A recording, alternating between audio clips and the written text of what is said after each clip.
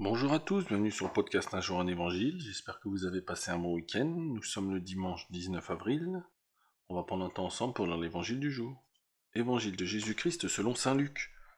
Le même jour, c'est-à-dire le premier jour de la semaine, deux disciples faisaient route vers un village appelé Emmaüs, à 2 heures de marche de Jérusalem, et ils parlaient entre eux de tout ce qui s'était passé.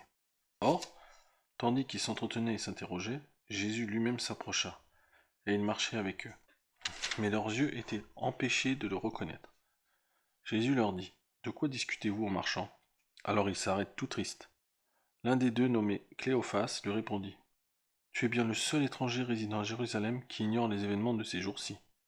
Il leur dit: Quel événement?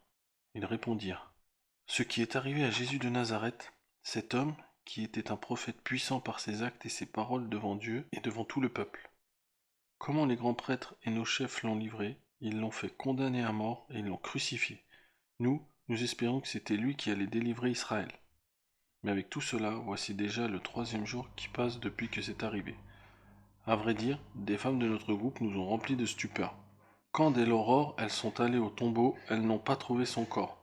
Elles sont venues nous dire qu'elles avaient même eu une vision. Des anges qui disaient qu'il est vivant. Quelques-uns de nos compagnons sont allés au tombeau et ils ont trouvé les choses comme les femmes l'avaient dit. Mais lui, ils ne l'ont pas vu.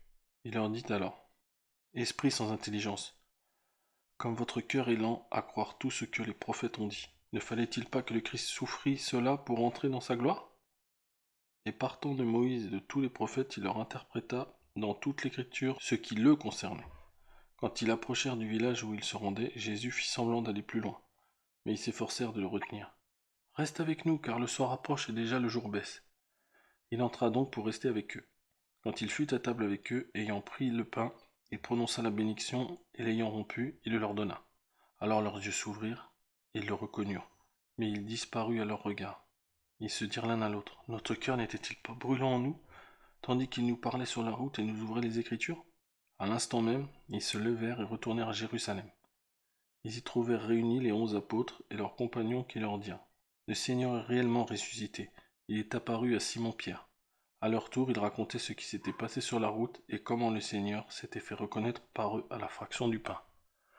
C'était un jour un évangile. Merci d'avoir pris le temps d'écouter le podcast. Passez un bon dimanche, soyez dans la paix du Christ et on se retrouve demain.